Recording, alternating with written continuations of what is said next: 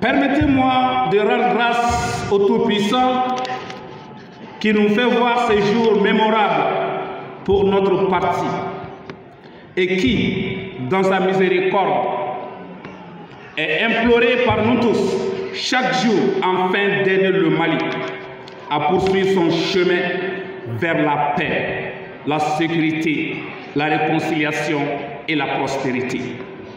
Mesdames et messieurs, je voudrais remercier prime abord tous ceux et toutes celles qui ont œuvré d'arrache-pied pour que cette toute première conférence nationale de notre mouvement ait lieu, malgré le contexte très difficile dans lequel se trouve notre pays.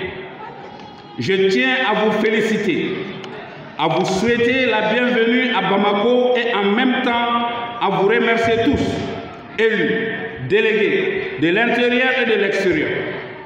Vous qui avez fait des centaines, voire des milliers de kilomètres pour venir travailler au service du MPJ Faso Yélé et du Mali. Aussi, j'exprime toute ma gratitude à l'endroit des représentants des partis politiques qui ont bien voulu honorer de leur présence à notre invitation. Nous sommes très ravis de vous compter parmi nous. Mesdames et messieurs, notre mouvement, qui vient d'avoir 2 ans, entend poursuivre son chemin au service du Mali, mû par ses principes et convictions de justice. Justice à cause de laquelle nous voudrions ici avoir une pensée très pieuse. Une pensée très pieuse à ces hommes et ces femmes, civils et militaires, qui sont tombés et qui continueront et qui continuent à donner leur sang pour le Mali, pour l'intégrité du Mali, pour l'établissement de la dignité et l'honneur du peuple malien. Une pensée pieuse à ces victimes du 10, 11, 12 juillet 2020.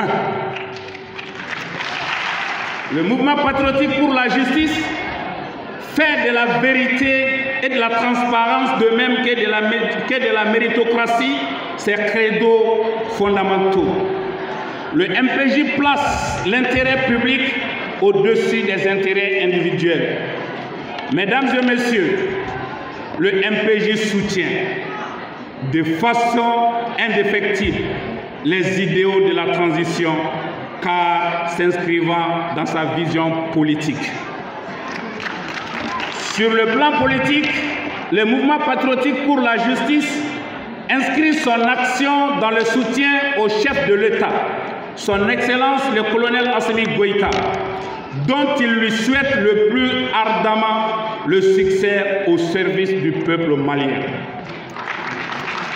Le MPJ adhère totalement aux nouvelles orientations fixées par le président de la transition, orientations qui sont désormais la boussole de toute action publique.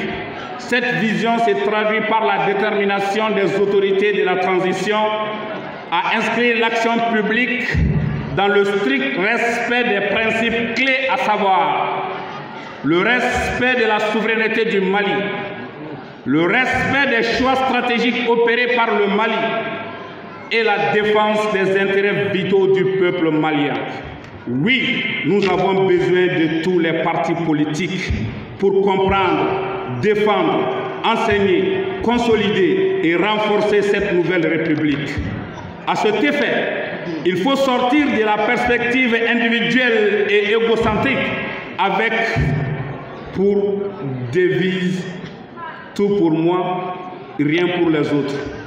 L'horizon de notre action commune présente étant la liberté, l'égalité et la fraternité.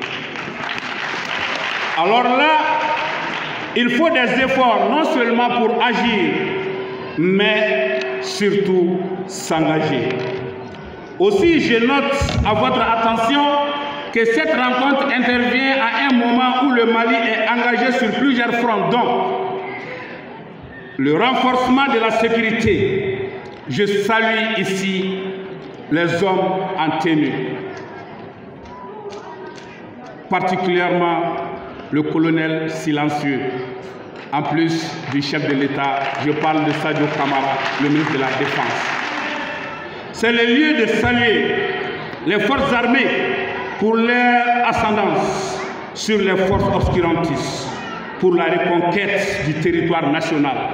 Oui, l'imam Diarra est un témoin vivant de l'engagement de nos hommes de tenue sur le terrain. J'ai vu ces hommes à Moura, je les ai vus à Farabougou, je les ai vus à Marebougou, je les ai vus à Menaka, je les ai vus dans les vallées, je les ai vus dans les montagnes, je les ai vus pour chasser l'ennemi de la paix qui sont les terroristes et non les djihadistes. Les terroristes, nous les religieux. Je vous interpelle, mes chers imams formés au Maroc. Le pays vous a envoyé pour aller apprendre, sinon renforcer vos capacités en termes de lutte contre l'islam radical. Aujourd'hui, notre pays se trouve envahi par l'esprit obscurantiste. Nous devrons être là à faire passer le bon message, à convaincre nos compatriotes que ce qui se passe au nord du Mali, au centre du Mali, n'a rien à voir avec le djihad du prophète Muhammad sallallahu alayhi wa sallam. C'est un devoir pour nous. Nous devrons rester engagés à convaincre le peuple à rester debout derrière nos autorités militaires pour rétablir la paix sur toute l'étendue du territoire national. Le MPJ recommande au gouvernement des points suivants. Encourager le financement des projets à haute intensité de main-d'œuvre. Viabiliser les pistes rurales pour faciliter la mobilité des biens et services de première nécessité, tant au niveau sécuritaire, sanitaire, humanitaire qu'au niveau de l'éducation.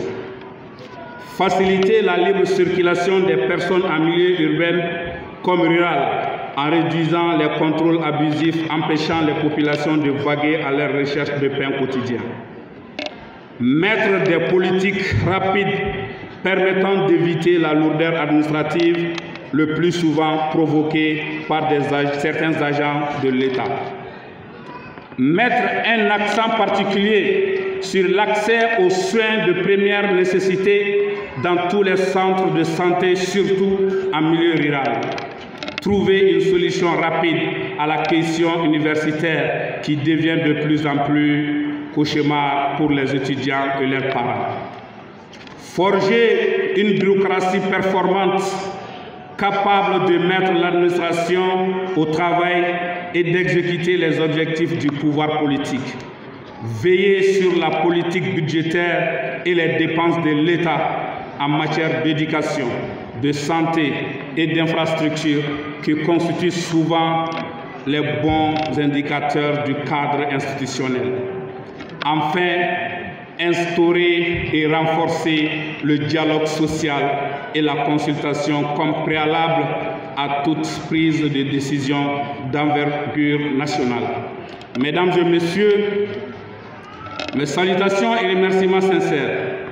Mes très chers camarades, avant de terminer, je voudrais lancer un appel. Aucun groupe, aucune entité à lui seul ne peut tirer ce pays du trou. Cherchons le plus petit dénominateur commun entre nous dans l'union et l'inclusivité pour réussir le pari de cette transition. Ce qui nous unit est plus fort que ce qui nous divise.